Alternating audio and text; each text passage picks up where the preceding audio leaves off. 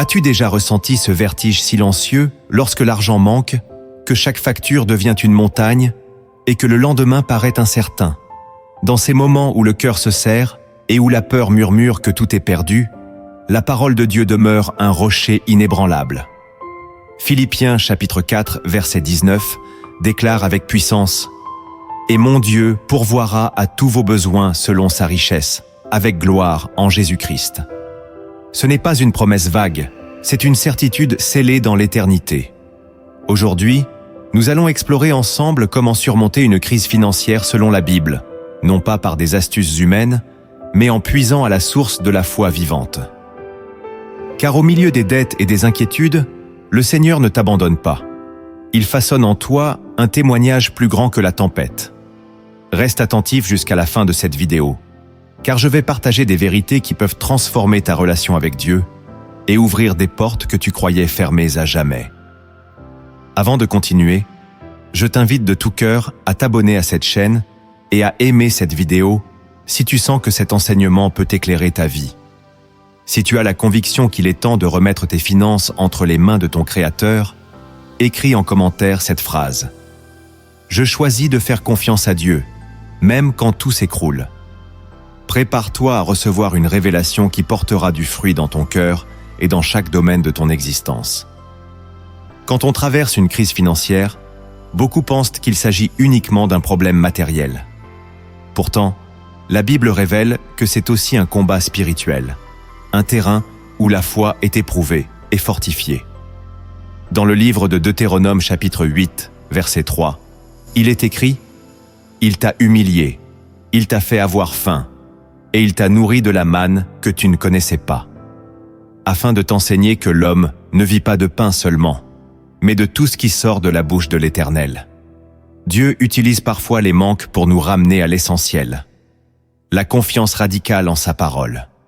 Jésus lui-même enseignait que l'inquiétude ne pouvait rien ajouter à notre vie.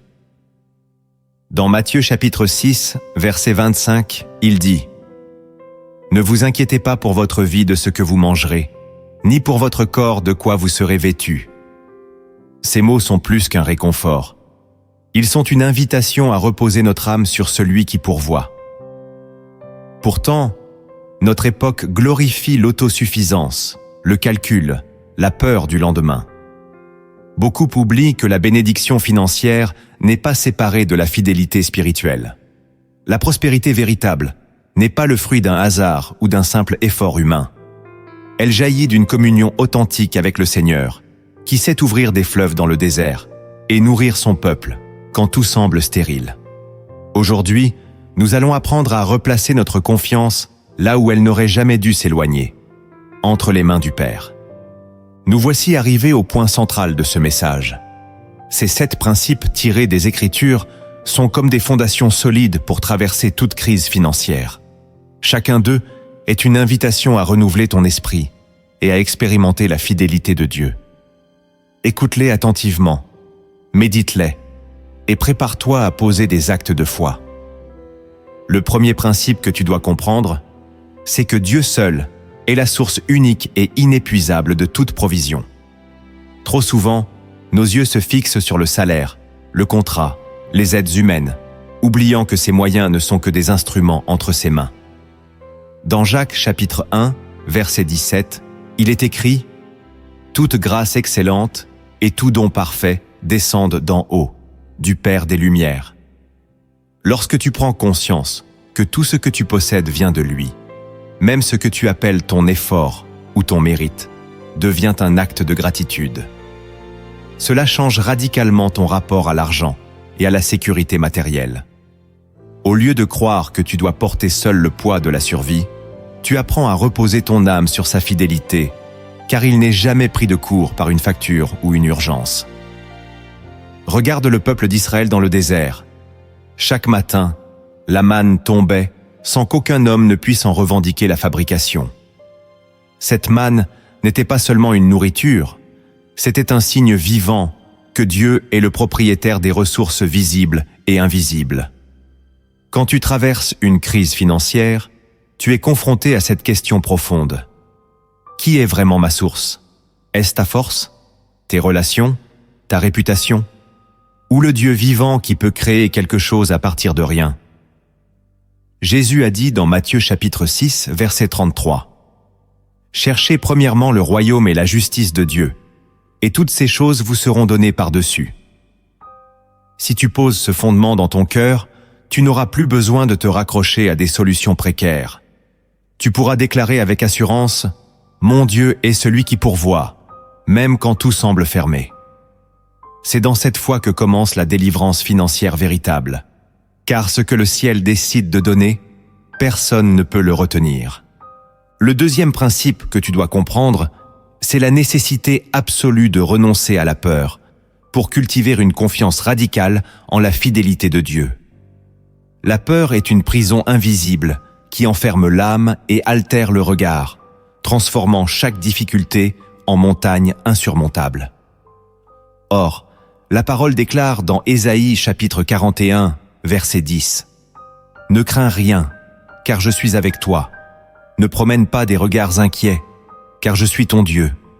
Je te fortifie, je viens à ton secours, je te soutiens de ma droite triomphante. » Quand la peur gouverne, tu perds la capacité de discerner les opportunités que le Seigneur place devant toi. La peur chuchote que tu seras abandonné, que personne ne viendra à ton secours, que tu es seul dans ce combat. Mais la confiance, elle, affirme que Dieu est déjà en train de préparer ce qui va te relever. C'est pourquoi il est vital de cultiver cette confiance, non pas comme un sentiment passager, mais comme une position spirituelle ferme.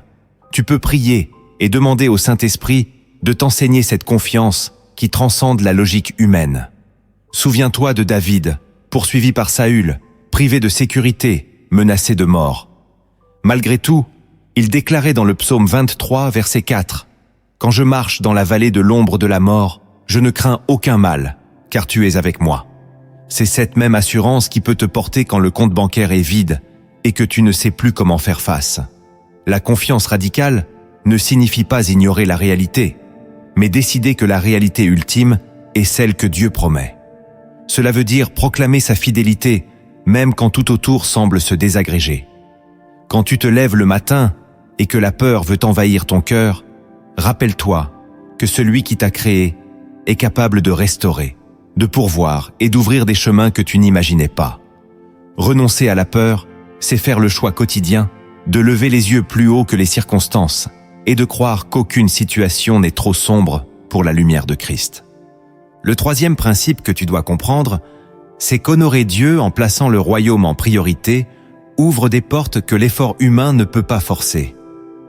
Beaucoup pensent que la prospérité est le résultat d'un calcul parfait, d'un labeur incessant, d'une vigilance sans repos. Pourtant, Jésus enseigne une vérité renversante dans Matthieu chapitre 6, verset 33. « Cherchez premièrement le royaume et la justice de Dieu, et toutes ces choses vous seront données par-dessus. » Ce verset n'est pas une option, c'est une stratégie divine qui révèle la hiérarchie de nos priorités. Quand tu traverses une crise financière, la tentation est grande de tout centrer sur tes besoins, sur ce que tu n'as pas, sur l'angoisse de demain. Mais Dieu te propose un autre chemin, placer ses desseins en premier. Cela veut dire prendre le temps de prier pour les autres, semer dans son œuvre, être disponible pour servir, même quand tes ressources semblent limitées.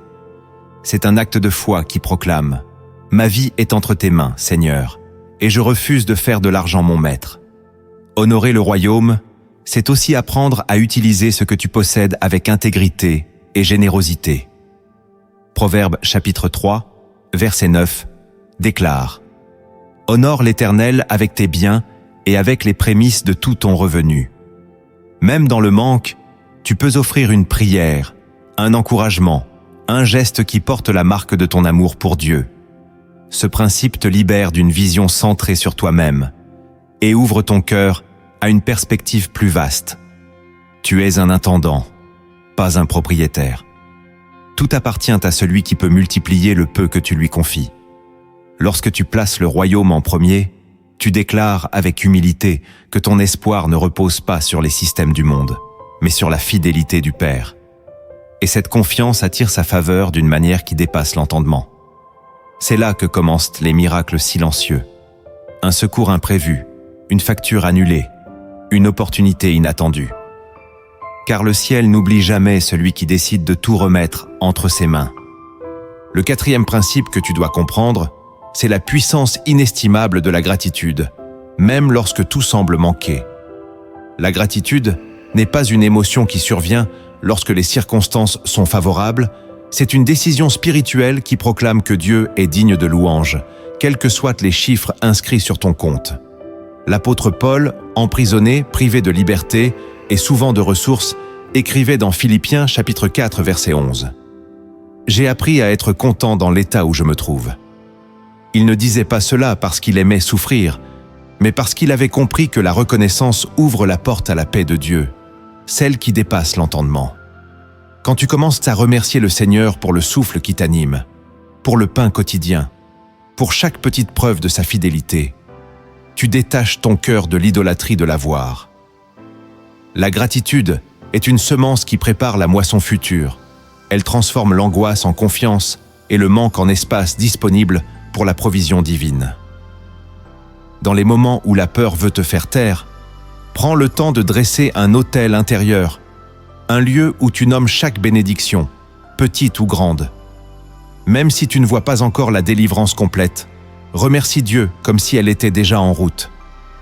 Hébreux chapitre 13 verset 15 affirme « Par lui, offrons sans cesse à Dieu un sacrifice de louange. » Il s'agit bien d'un sacrifice, car remercier quand tu souffres coûte quelque chose.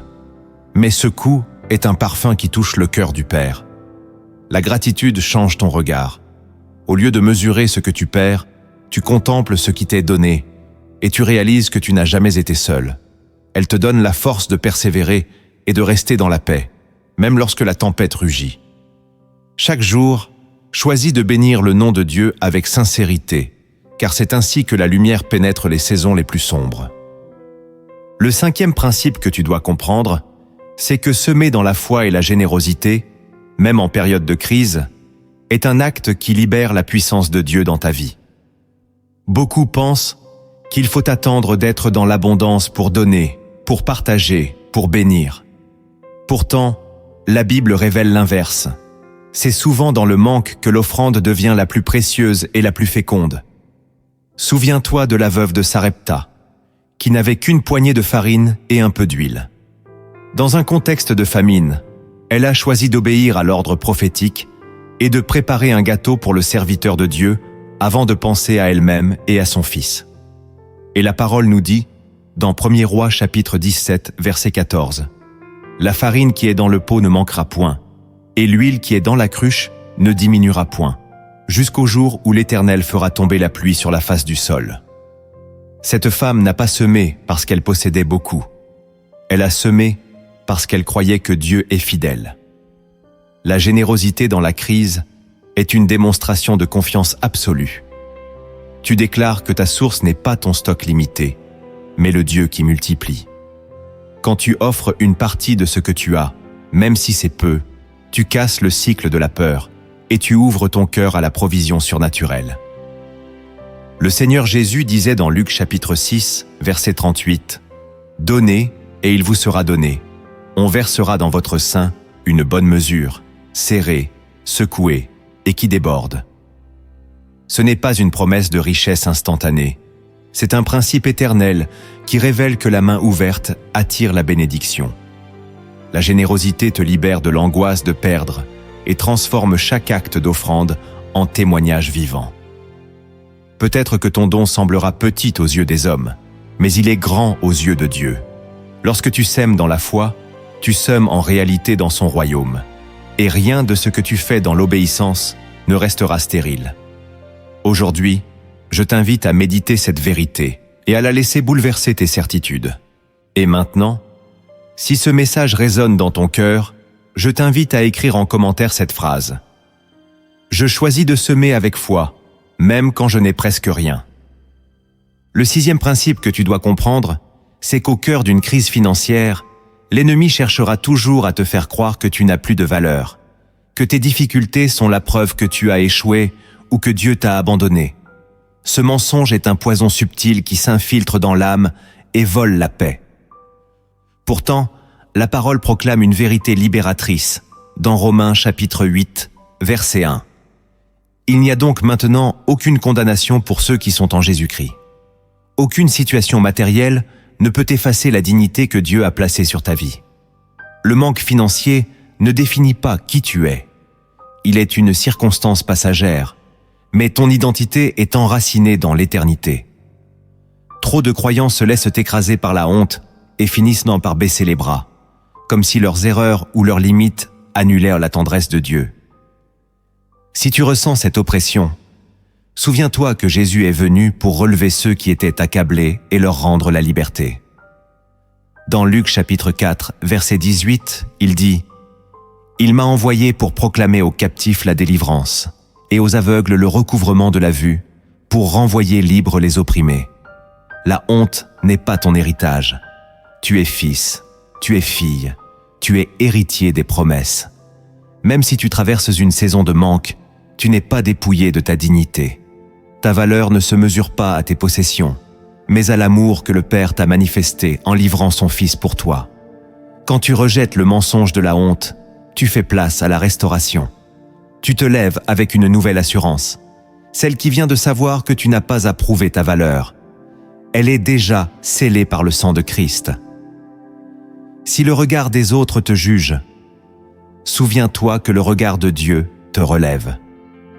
Il connaît chaque circonstance, chaque larme, chaque prière que personne ne voit. Et il a promis dans Joël chapitre 2, verset 26. « Vous mangerez et vous vous rassasierez, et vous louerez le nom de l'Éternel votre Dieu, qui aura fait pour vous des prodiges. » Quand tu crois cette parole, tu peux marcher la tête haute, non par orgueil, mais par la conscience que tu es profondément aimé et jamais abandonné. Le 7e principe que tu dois comprendre, c'est que la prière persévérante et l'attente active sont les armes les plus puissantes que le croyant possède quand les ressources visibles disparaissent. Dans Luc chapitre 18, verset 1, Jésus déclara « Il faut toujours prier et ne point se relâcher. » Cette injonction n'est pas un simple encouragement. C'est une stratégie céleste pour rester debout lorsque les circonstances voudraient t'écraser. La prière est l'endroit où ton cœur se reconnecte à la source, où tes forces se renouvellent et où ta perspective change. C'est là que tu reçois la paix qui garde ton âme, même quand tu n'as pas encore vu le miracle se manifester. Beaucoup pensent que prier signifie simplement demander une fois et attendre passivement. Mais l'attente active est une posture intérieure. Tu continues d'espérer, tu continues de proclamer les promesses, tu continues de semer même quand tu ne vois pas encore la pluie. Hébreux chapitre 10, verset 36 dit « Car vous avez besoin de persévérance, afin qu'après avoir accompli la volonté de Dieu, vous obteniez ce qui vous est promis. » La délivrance financière est souvent un processus où Dieu façonne ta confiance et purifie tes priorités. Dans cette attente, il t'enseigne à reconnaître sa voix, à discerner les portes qu'il ouvre et à recevoir sa provision sans que ton cœur s'attache aux bénédictions plus qu'aux donateurs. Persévérer dans la prière, c'est refuser la résignation. C'est décider chaque matin de dire « Seigneur, je crois que tu es fidèle, même aujourd'hui. Peut-être que les factures s'empilent, que les portes se ferment, que la solitude te pèse, mais ta voix qui s'élève vers le ciel est entendue. » Daniel priait 3 fois par jour, malgré la menace et les décrets injustes. Il savait que la prière était le souffle même de sa foi. Quand tu refuses d'abandonner la prière, tu ouvres un espace où Dieu peut intervenir d'une manière que personne n'aurait imaginée. Et c'est souvent dans ces instants de persévérance que naissent les témoignages qui changent des vies.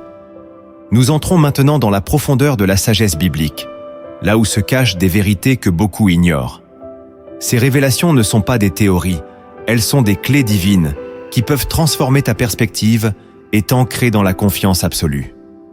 Prépare-toi à recevoir ces paroles comme des semences éternelles déposées dans ton cœur. La première vérité cachée que tu dois comprendre, c'est que la bénédiction financière, celle qui vient de Dieu et qui demeure, est presque toujours précédée d'une saison d'épreuves et de dépouillement. C'est un principe qui traverse toute l'histoire biblique. Joseph, avant d'être élevé au rang d'intendant sur toute l'Égypte, a connu la trahison de ses frères, la fosse, l'esclavage et la prison. Pourtant, chacun de ces moments d'obscurité préparait son cœur à porter la responsabilité de l'abondance sans en devenir l'esclave. Genèse chapitre 50, verset 20, résume toute cette trajectoire. Vous aviez médité de me faire du mal. Dieu l'a changé en bien. Beaucoup souhaitent la provision divine, mais refusent la saison où Dieu façonne le caractère et purifie les intentions. L'épreuve financière révèle ce qui gouverne vraiment le cœur: l'amour du confort ou la soif de Dieu. Elle te vide de la suffisance pour t'enseigner la dépendance. Elle arrache les illusions pour faire place à la foi. C'est dans la vallée du manque que tu apprends à écouter la voix qui dit « Je suis ton berger, tu ne manqueras de rien ». Psaume 23, verset 1. Si tu regardes la vie de Job, tu verras qu'avant la restauration, il a connu la perte totale. Santé, biens, enfants.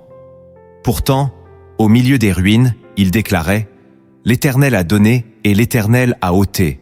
Que le nom de l'Éternel soit béni. » Job chapitre 1, versets 20 et 1. La maturité spirituelle naît dans ces moments où tu n'as plus rien à défendre que ta foi. Car Dieu n'est pas seulement intéressé par ton bien-être matériel.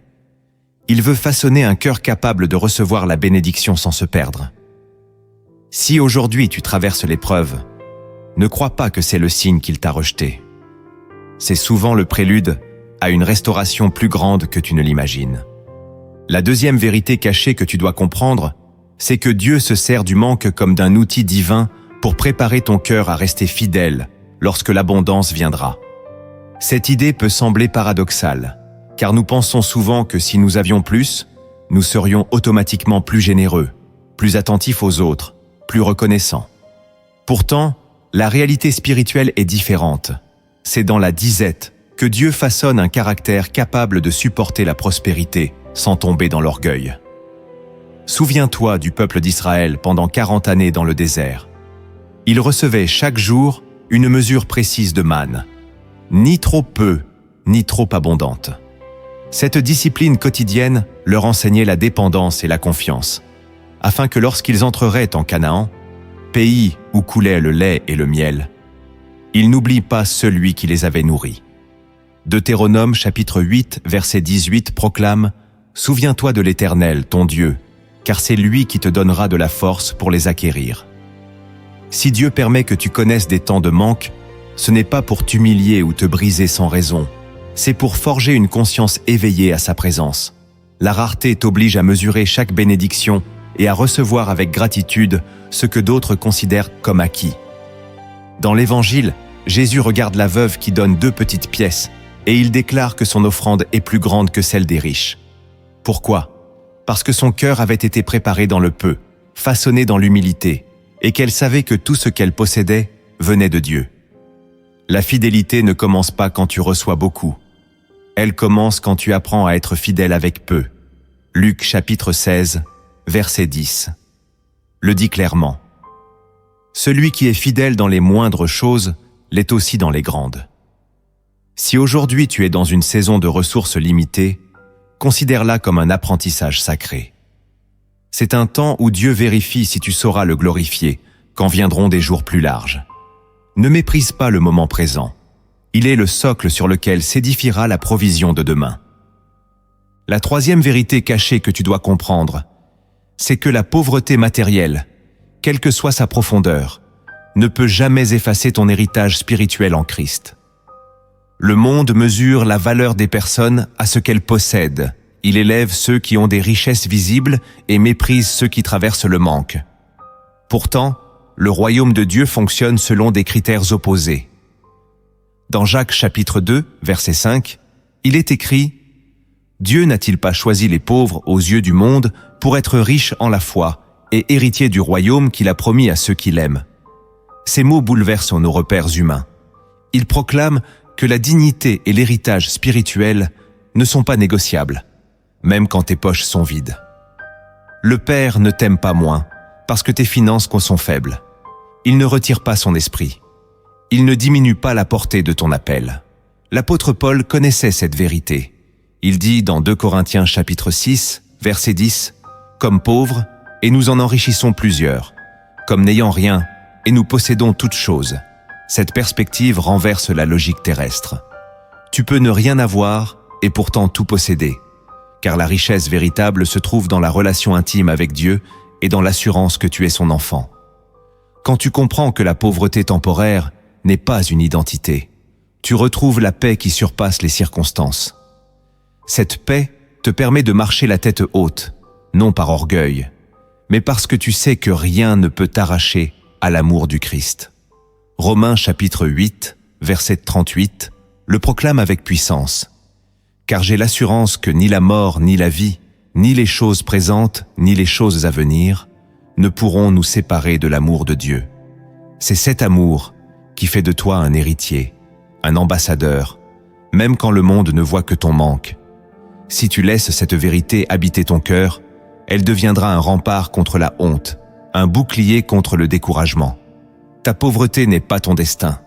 Elle est une saison qui peut révéler la profondeur de ta foi et préparer la richesse que Dieu seul peut t'accorder.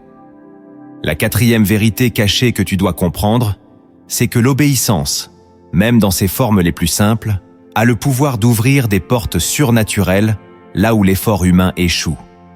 Souvent, lorsque nous traversons une crise financière, nous cherchons des solutions complexes, des plans élaborés, des stratégies minutieuses, des secours lointains. Pourtant, Dieu nous rappelle que c'est l'obéissance quotidienne, humble et fidèle, qui déclenche ces interventions les plus étonnantes. Dans Jean chapitre 2, verset 5, Marie dit au serviteur « Faites ce qu'il vous dira ». Cette phrase, si courte et si directe, a précédé le premier miracle de Jésus, l'eau changée en vin. Les serviteurs n'ont pas discuté. Ils n'ont pas cherché à comprendre pourquoi il fallait remplir ces jarres. Ils ont simplement obéi. Et c'est cette obéissance sans réserve qui a permis au miracle de se manifester. Dans ta vie financière, il peut en être de même. Dieu te demandera peut-être de poser un acte qui te semblera insignifiant. Pardonner une dette, faire un don, t'engager dans un service. C'est souvent dans ces gestes d'obéissance que s'accomplit la multiplication. Souviens-toi de Simon-Pierre, qui avait péché toute la nuit sans rien prendre. Quand Jésus lui dit dans Luc chapitre 5, verset 4, « Avance en pleine eau et jetez vos filets », Pierre aurait pu protester, rappeler son expérience de pêcheur. Mais il répondit, « Sur ta parole, je jetterai le filet. » Et cette simple obéissance devint la clé d'une pêche miraculeuse. L'obéissance est un témoignage silencieux de confiance. Elle affirme que tu crois plus en la parole de Dieu qu'en la logique des circonstances. Elle ne demande pas toujours de grands sacrifices, mais elle exige un cœur disponible. Quand tu acceptes d'obéir sans voir, tu donnes à Dieu l'espace pour agir. Peut-être qu'aujourd'hui, il te parle d'une décision précise. Écoute attentivement. C'est souvent dans la simplicité que se cache la semence du miracle. L'obéissance ne garantit pas toujours une réponse immédiate, mais elle t'aligne avec la volonté parfaite du Père et ouvre le chemin de la provision. La cinquième vérité cachée que tu dois comprendre, c'est que la foi authentique, celle qui a la puissance de déplacer les montagnes, ne naît pas dans la facilité, mais dans les heures les plus sombres. La foi n'est pas un simple sentiment de confiance quand tout va bien. Elle est cette lumière intérieure qui refuse de s'éteindre quand les circonstances proclament l'échec. Dans Marc chapitre 11, verset 23, Jésus déclare « Si quelqu'un dit à cette montagne, « Ôte-toi de là et jette-toi dans la mer », et s'il ne doute point en son cœur, mais croit que ce qu'il dit arrive, il le verra s'accomplir. » Cette foi n'est pas théorique. Elle est le fruit d'un choix répété, d'une décision de croire quand il serait plus simple de céder au désespoir. Souviens-toi d'Abraham. Il avait reçu la promesse d'une descendance innombrable, mais il vieillit sans enfant. Pourtant, Romains chapitre 4, verset 18 affirme « Espérant contre toute espérance, il crut. » C'est dans cette nuit de l'impossible qu'il a découvert que Dieu est fidèle, même quand les faits semblent le contredire. Peut-être que toi aussi tu te trouves dans une vallée, un endroit où rien ne pousse et où tout semble se refermer. C'est précisément là que Dieu façonne une foi profonde, solide, inaltérable. La foi qui déplace les montagnes ne naît pas d'un enthousiasme passager. Elle germe quand tu choisis de déclarer que Dieu est fidèle, même si tu ne vois aucun signe de changement. Elle prend racine quand tu refuses de murmurer et que tu proclames les promesses, même les larmes aux yeux. Hébreux chapitre 11, verset 1 nous rappelle: Or la foi est une ferme assurance des choses qu'on espère, une démonstration de celles qu'on ne voit pas. Aujourd'hui, si tu ressens la lassitude, si ton cœur est tenté de baisser les bras, sache que c'est dans cette obscurité que le Seigneur est en train de fortifier ta confiance. Ce que tu vis n'est pas une punition, c'est un terreau où la foi véritable peut éclore et porter du fruit. La 6e vérité cachée que tu dois comprendre, c'est que Dieu ne craint pas ta faiblesse. Au contraire, il choisit souvent de passer par elle pour manifester sa gloire. Nos esprits habitués à l'effort et à la performance pensent que la bénédiction viendra quand nous serons assez forts, assez capables, assez organisés. Pourtant, l'Écriture enseigne l'inverse. C'est précisément dans tes limites que la puissance divine se révèle avec le plus d'éclat. L'apôtre Paul en a fait l'expérience profonde. Confronté à l'épreuve, il suppliait Dieu de l'en délivrer, mais il reçut cette réponse bouleversante, rapportée dans 2 Corinthiens chapitre 12, verset 9. « Ma grâce te suffit, car ma puissance s'accomplit dans la faiblesse. » Ces mots contiennent un mystère. Dieu ne se contente pas de tolérer nos fragilités. Il les utilise comme un canal pour faire connaître sa fidélité. Lorsque tu es au bout de tes forces, quand tu n'as plus d'issue humaine, tu te trouves exactement à l'endroit où le ciel peut intervenir sans que tu puisses en revendiquer le mérite. Cette vérité est une source d'espérance. Elle signifie que tu n'as pas besoin d'attendre d'être parfait pour que Dieu agisse. Ta pauvreté financière, ton sentiment d'impuissance, ta peur du lendemain, tout cela devient un écrin où brille sa grâce. Souviens-toi de Gédéon. Il se voyait comme le plus petit de sa famille et le plus faible de sa tribu. Pourtant, c'est lui que Dieu choisit pour libérer Israël, afin que personne ne puisse dire « c'est ma force qui m'a sauvé ». Juges chapitre 7, verset 2, confirme ce principe. L'Éternel dit à Gédéon: « Le peuple que tu as avec toi est trop nombreux. Il pourrait en tirer gloire contre moi. Ainsi, ta faiblesse n'est pas un obstacle. Elle est un témoignage en préparation. Chaque fois que tu t'abandonnes à Dieu malgré tes limites, tu ouvres la voie à un miracle que personne ne pourra expliquer autrement que par sa main. Ne crains pas ta fragilité. Elle est la scène sur laquelle la gloire de Dieu se manifestera. La 7e vérité cachée que tu dois comprendre, c'est que chaque crise financière que tu traverses n'est pas seulement une épreuve personnelle.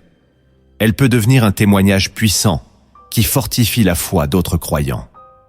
Dans le moment où tu souffres, tu ne le vois peut-être pas encore, mais Dieu t'invite à devenir un canal de consolation et d'espérance.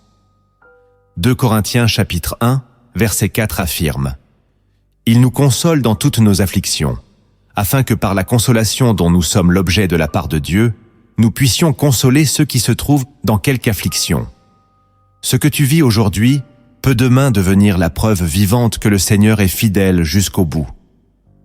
Ton témoignage n'est pas seulement destiné à toi. Il est un don précieux pour ceux qui passeront par les mêmes ténèbres. Souviens-toi de Pierre, qui a connu la peur, le reniement et le sentiment d'échec absolu. Pourtant, après avoir été relevé par Jésus, il a pu affermir ses frères et leur annoncer que la grâce est plus grande que la honte.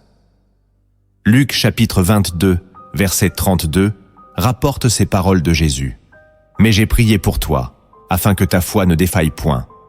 Et toi, quand tu seras revenu, affermis tes frères. Ainsi, ce qui te brise aujourd'hui peut demain relever d'autres cœurs. Peut-être qu'un jour, tu rencontreras un frère ou une sœur qui sera au bord du désespoir financier, et tu pourras lui dire « Je sais ce que tu ressens, j'ai marché dans cette vallée, et je peux te certifier que Dieu n'abandonne jamais. » Ton histoire deviendra un phare, un repère qui indique que la fidélité divine n'est pas une théorie, mais une réalité vécue.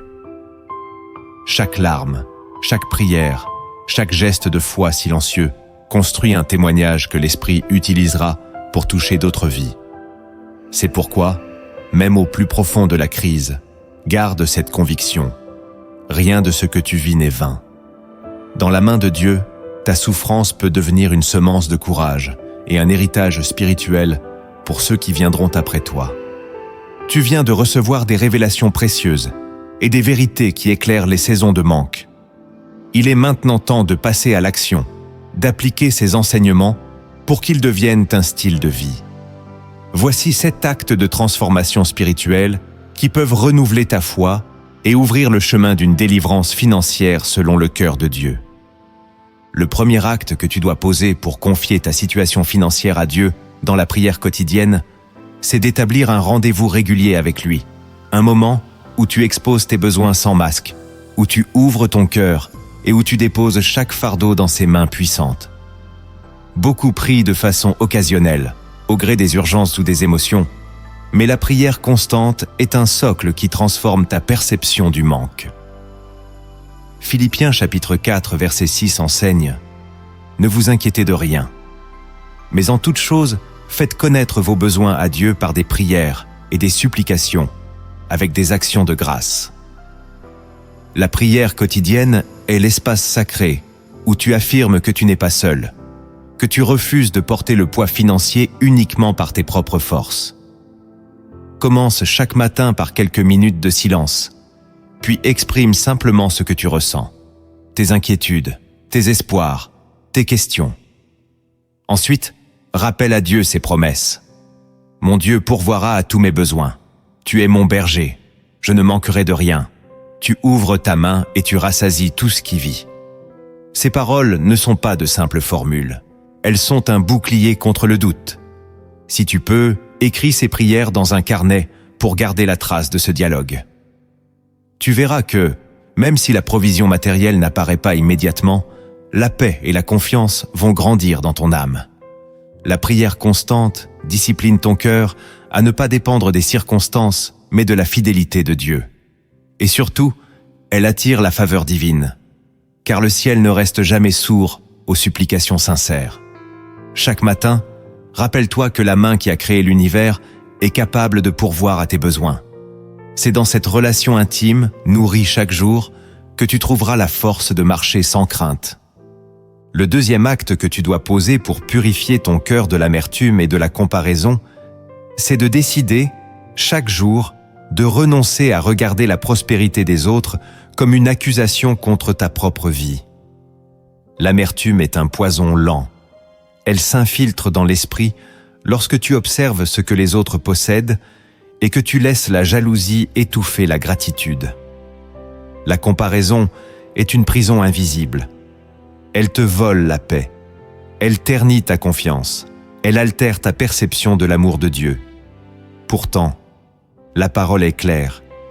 Galates chapitre 6, verset 4 déclare « Que chacun examine ses propres œuvres, et alors il aura sujet de se glorifier pour lui seul, et non par rapport à autrui. » Lorsque tu nourris l'amertume, tu fermes la porte à la joie que le Seigneur veut déposer dans ton cœur, même en temps de manque. L'antidote, c'est de bénir sincèrement ceux qui prospèrent et de proclamer que leur réussite ne diminue en rien ce que Dieu a prévu pour toi. Si tu sens que la comparaison te ronge, fais un pas concret. Prie pour ceux que tu envies. Demande à Dieu de les bénir encore davantage. Ce geste simple brise la racine de la jalousie et libère ton âme. Souviens-toi de Jean chapitre 21, quand Pierre, après avoir reçu son appel, se tourne vers Jean et demande à Jésus « Et celui-ci, que lui arrivera-t-il » Jésus répond « Si je veux qu'il demeure jusqu'à ce que je vienne, que t'importe. Toi, suis-moi. » Ces mots sont une invitation à cesser de scruter le chemin des autres pour avancer sur le tien avec confiance. Chaque matin, choisis de déposer devant Dieu toute pensée d'injustice et de frustration. Proclame « Seigneur, je refuse de comparer ma vie. Je veux te faire confiance pour ce que tu as préparé pour moi.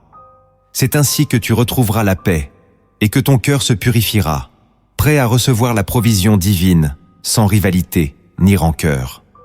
Le troisième acte que tu dois poser pour proclamer les promesses bibliques sur tes finances, c'est de faire de la parole de Dieu ton langage quotidien, un bouclier que tu opposes à la peur et à l'incertitude.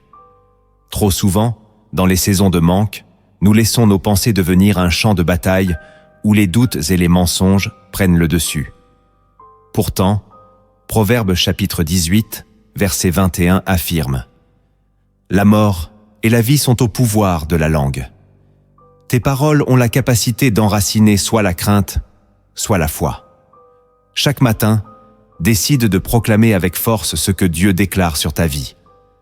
Prends des versets et répète-les jusqu'à ce qu'ils descendent du mental au cœur. Par exemple, « Mon Dieu pourvoira à tous mes besoins selon sa richesse avec gloire en Jésus-Christ. » Philippiens chapitre 4, verset 19. Ou encore, « Je ne manquerai de rien, car l'Éternel est mon berger. » Psaume 23, verset 1. Ces affirmations ne sont pas de simples encouragements. Elles sont des déclarations de vérité qui brisent les chaînes de l'inquiétude. Si tu peux, écris ces versets sur des papiers et place-les là où tu les verras chaque jour, près de ton lit, sur la porte, sur ton téléphone. Chaque fois qu'un doute surgit, réponds-lui avec la parole.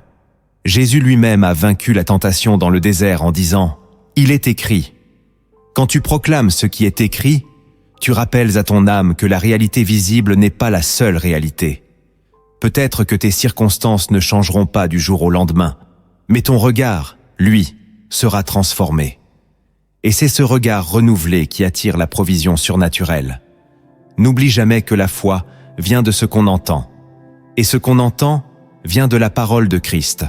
Romains chapitre 10, verset 17. Plus tu la proclames, plus tu invites la paix et la puissance de Dieu à habiter ta situation. C'est ainsi que ton cœur se fortifie et que ta confiance devient inébranlable. Le quatrième acte que tu dois poser pour bénir les autres, même dans ton propre besoin, c'est de faire le choix conscient de devenir un canal de grâce, au lieu de te refermer sur tes difficultés. Le manque pousse souvent à l'égoïsme, à la peur de partager, à l'illusion qu'il faut tout garder pour survivre. Pourtant, la parole enseigne un principe qui défie la logique humaine. Proverbe chapitre 11, verset 25 affirme « Celui qui arrose sera lui-même arrosé ». C'est dans la sécheresse que le geste de bénédiction prend une valeur éternelle, car il témoigne d'une foi qui dépasse la peur. Quand tu choisis d'encourager, d'aider ou de donner, même un peu, tu fais acte de confiance en la fidélité de Dieu. Tu proclames par ton action que ta source n'est pas limitée par ce que tu vois. Souviens-toi de la veuve qui offrit 2 petites pièces au temple. Jésus la désigna comme un exemple, car elle avait donné tout ce qu'elle possédait. Marc chapitre 12, verset 43 déclare « Cette pauvre veuve a donné plus que tous ceux qui ont mis dans le tronc. Peut-être que tu ne peux pas contribuer financièrement à grande échelle, mais tu peux bénir par un sourire, une prière, une parole d'espérance. Tu peux appeler un frère ou une sœur pour leur dire « Je prie pour toi. Je crois que Dieu est capable de te secourir. » Ces gestes humbles sont des semences qui germent et qui finissent par porter du fruit. La générosité, même dans le manque, ouvre des portes invisibles. Luc chapitre 6, verset 38. Nous le rappelle. Donnez, et il vous sera donné. On versera dans votre sein une bonne mesure, serrée, secouée et qui déborde. Quand tu fais le choix de bénir, tu refuses de devenir esclave de la peur. Tu montres que ton espérance est enracinée dans celui qui pourvoit. Ce quatrième acte est un acte de libération. Il casse la logique du repli et élargit ton cœur à la gratitude. Aujourd'hui, décide de bénir quelqu'un, même dans ta fragilité. Tu découvriras que la joie qui naît de ce geste est plus précieuse que tout ce que l'argent peut acheter. Le cinquième acte que tu dois poser pour organiser fidèlement tes ressources avec sagesse, c'est de prendre la responsabilité d'ordonner ce que Dieu t'a confié, même si cela te paraît peu. Trop de croyants pensent que la gestion et la discipline financière ne sont pas spirituelles, qu'il suffit de prier pour que tout se règle. Pourtant, la Bible nous enseigne que la fidélité commence par l'ordre et la sagesse.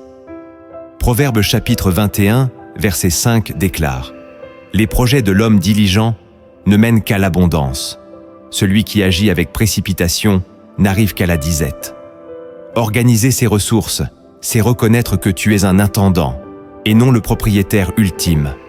Même dans une saison de crise, tu peux décider de planifier, de faire un budget, de prioriser l'essentiel et de refuser les dépenses qui n'honorent pas Dieu. Cet acte d'organisation est un témoignage silencieux que tu crois en la provision à venir.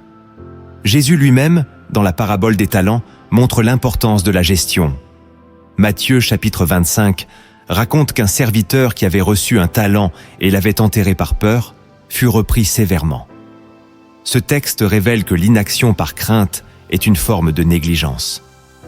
Peut-être que tu ressens la honte d'avoir mal géré par le passé. Sache que la grâce de Dieu te permet de recommencer aujourd'hui. Commence petit. Liste tes charges. Prie avant chaque décision. Cherche des conseils sages.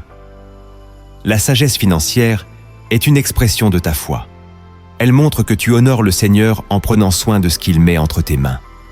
Si tu es fidèle avec peu, Dieu peut t'en confier davantage. Luc chapitre 16, verset 10 affirme « Celui qui est fidèle dans les moindres choses l'est aussi dans les grandes. » Aujourd'hui, prends la décision de regarder ta situation en face sans peur et sans fatalisme. La lumière de Christ éclaire même les domaines que tu aurais préféré cacher. Tu découvriras que la paix naît lorsque tu acceptes d'ordonner ta maison et que la bénédiction suit toujours l'obéissance. Le 6e acte que tu dois poser pour déclarer la gratitude comme une arme spirituelle, c'est de décider chaque jour d'ériger la reconnaissance en rempart contre le découragement et la peur. La gratitude n'est pas une réaction passive. Elle est une force qui transforme la manière dont tu regardes tes manques et tes combats. La Bible nous montre que la louange et la reconnaissance sont des clés puissantes, capables d'ouvrir des portes que la plainte referme. Dans le psaume 100, verset 4, il est écrit « Entrez dans ses portes avec des actions de grâce, dans ses parvis avec des cantiques. Célébrez-le, bénissez son nom. » Même dans la disette, même quand rien ne semble changer, tu peux choisir de dire « Merci Seigneur, car tu es toujours fidèle. » Cet acte n'est pas naturel à la chair, car tout en toi crie que tu devrais protester, accuser, te plaindre. Pourtant, la gratitude élève ton âme au-dessus des circonstances. Elle te rappelle que Dieu est souverain, qu'il n'a pas perdu le contrôle de ta vie et qu'il peut transformer un désert en jardin. Dans Actes chapitre 16, Paul et Silas, battus et enchaînés, ont chanté des hymnes au milieu de la nuit. C'est là, dans la douleur et l'incompréhension, qu'un tremblement de terre divin a ouvert les portes de la prison. Leur gratitude est devenue l'instrument d'un miracle. Quand tu remercies Dieu au cœur de ton épreuve financière, tu proclames que tu crois à sa puissance plus qu'à tes limitations. Chaque matin, prends un moment pour énumérer 3 raisons de dire merci. La vie, le salut, la présence de l'esprit. Puis déclare à haute voix « Je choisis la reconnaissance, car elle me garde dans la lumière. » La gratitude brise le cycle des pensées sombres et attire la paix du ciel.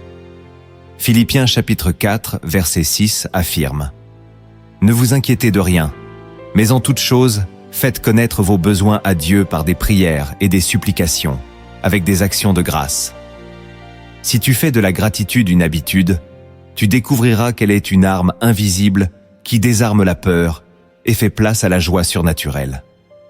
Le 7e acte que tu dois poser pour rester ancré dans la communion fraternelle et le soutien de l'Église, c'est de refuser l'isolement qui accompagne si souvent les difficultés financières. Le manque pousse à la honte, au silence, à la peur du jugement. Pourtant, la parole affirme que nous sommes appelés à marcher ensemble, à porter les fardeaux les uns des autres et à partager nos combats comme nos victoires.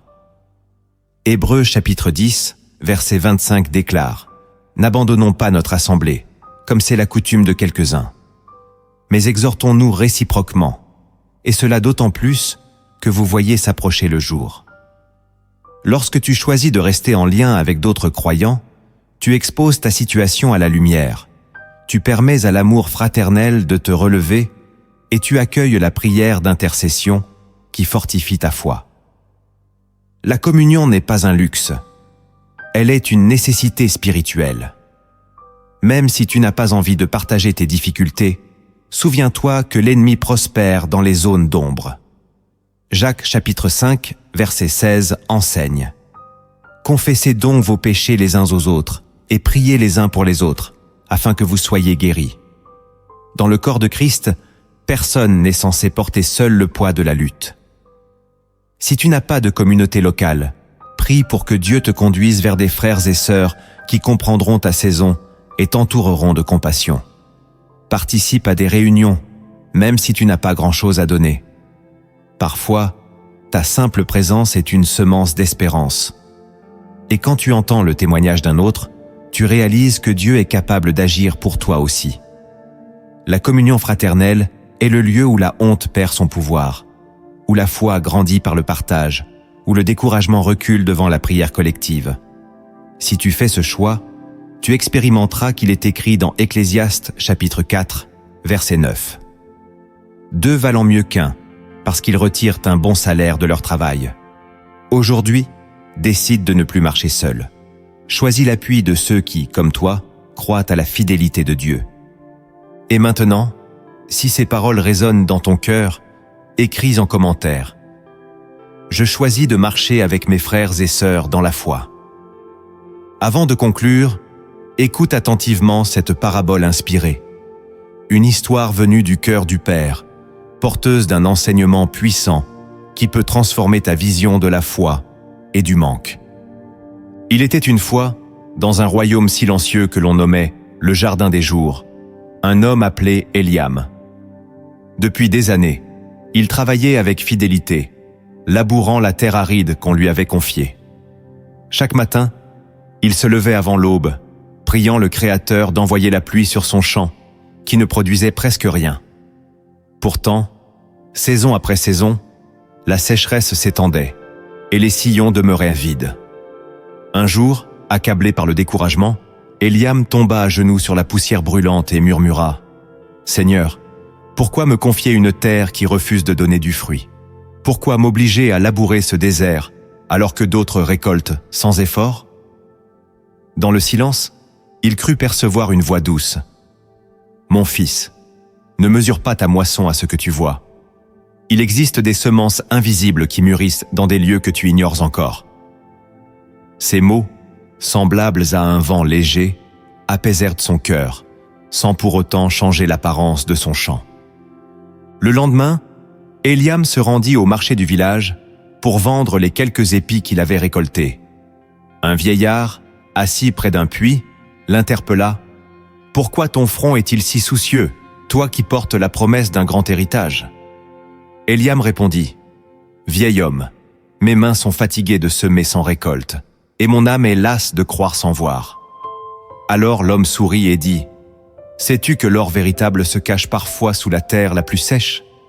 Celui qui persévère dans la confiance découvrira que la provision n'est pas toujours là où l'œil la cherche. » Ces paroles l'accompagnèrent sur le chemin du retour. Chaque pas devenait une prière silencieuse. « Donne-moi la force d'attendre, donne-moi la foi de semer encore. » Arrivé chez lui, Eliam prit la dernière poignée de semences qu'il gardait en réserve. Il regarda le ciel sans nuages et d'une voix ferme proclama « Père, je te les confie, même si mes yeux ne voient pas la pluie. » Il se mit à semer, non pas par espoir humain, mais par conviction que Dieu voyait chaque grain disparaître dans la poussière. Les jours passèrent, puis les semaines. Un matin, alors qu'il ouvrait sa porte, Eliam s'aperçut que le vent avait changé. L'air portait l'odeur de l'eau. Des nuages sombres roulaient au-dessus de son champ et la pluie se mit à tomber, douce puis torrentielle. Il courut jusqu'à ses sillons et vit que la terre buvait goulûment la bénédiction attendue. En quelques jours, des pousses jaillirent, plus vertes et plus fortes que toutes celles qu'il avait connues. Et c'est alors qu'il comprit. La saison de sécheresse n'avait pas été un châtiment. mais une école où son cœur avait appris à espérer sans condition. Il leva les bras vers le ciel et dit « Seigneur, tu m'as montré que la foi ne s'épuise pas quand elle s'enracine dans ta parole. » Tout au long de ce message, tu as entendu des principes, des vérités et des actes capables de transformer ta vision de la crise financière. Peut-être que tu ressens encore le poids de l'inquiétude. Peut-être que tu te demandes comment passer du savoir à l'expérience. Comment voir ces promesses s'incarner dans ta vie quotidienne. Souviens-toi que Dieu ne t'appelle pas à tout comprendre, mais à lui faire confiance pas après pas. Il est écrit dans Jérémie chapitre 29, verset 11. « Car je connais les projets que j'ai formés sur vous, dit l'Éternel. Projets de paix et non de malheur, afin de vous donner un avenir et de l'espérance. Ces projets, ils n'ont pas été annulés par tes dettes, tes erreurs ou les imprévus de la vie.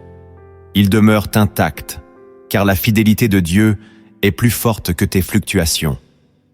Aujourd'hui, je veux t'inviter à relire ces 7 actes de transformation et à choisir un premier pas.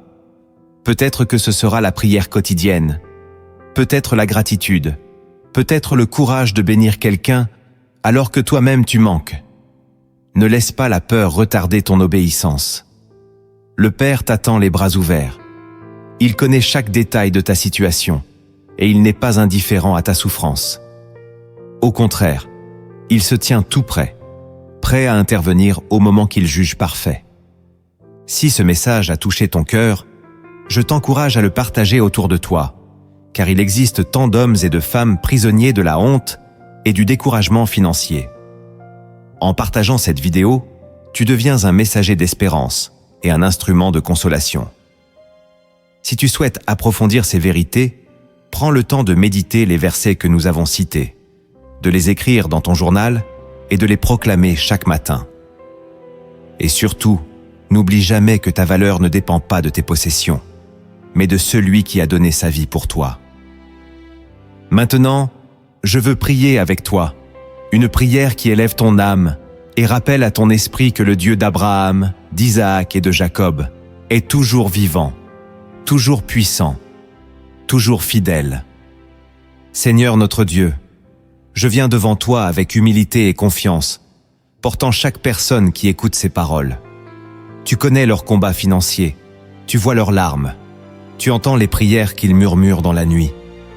Père, je te demande de visiter leur cœur avec ta paix qui surpasse toute intelligence. Que ta présence remplisse chaque endroit où la peur a pris racine. Que ta lumière dissipe la honte et que ta voix couvre le vacarme du doute.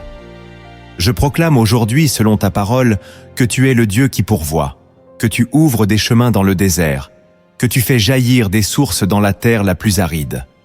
Comme tu as nourri ton peuple avec la manne, comme tu as envoyé les corbeaux nourrir Élie, comme tu as multiplié les pains et les poissons, je crois que tu es capable de multiplier les ressources et d'accorder une provision surnaturelle à celui qui place sa confiance en toi. Je prie pour que chaque dette soit remise ou allégée selon ta grâce, que chaque porte fermée soit examinée par ta main souveraine, et que tu donnes la sagesse pour gérer avec fidélité ce qui est déjà entre leurs mains. Seigneur, rends leur cœur fort dans la persévérance, ferme dans l'espérance, et joyeux dans l'attente de ta délivrance. Je te demande aussi de leur accorder la capacité de bénir même au milieu de leur propre manque. Que leur témoignage devienne une source d'inspiration pour d'autres. Que leur foi, éprouvée par le feu, ressorte plus pure et plus précieuse que l'or. Seigneur, étends ta main sur chaque famille représentée ici. Apporte la restauration là où tout semblait perdu. Relève ceux qui sont tombés. Console ceux qui sont découragés. Je proclame que tu es le Dieu de l'impossible, que rien n'est trop compliqué pour toi, que tu n'as pas changé et que tu agis encore aujourd'hui. Que ta bénédiction vienne les surprendre dans les prochains jours, sous des formes qu'ils n'attendaient pas. Qu'ils puissent témoigner, le Seigneur a vu ma détresse et il m'a secouru. Dans le nom puissant de Jésus-Christ, je bénis chaque auditeur, je déclare la paix sur leur maison, la provision sur leurs besoins et la joie au milieu de leurs combats. Amen. Si cette prière a touché ton cœur, prends un moment pour écrire en commentaire une simple phrase qui proclame ta confiance. je crois que Dieu pourvoira à tous mes besoins. Et si tu ne l'as pas encore fait, je t'invite à t'abonner à cette chaîne et à activer la cloche de notification pour recevoir d'autres messages d'encouragement. Ensemble, continuons à marcher dans la foi et à proclamer que la fidélité de Dieu ne change jamais.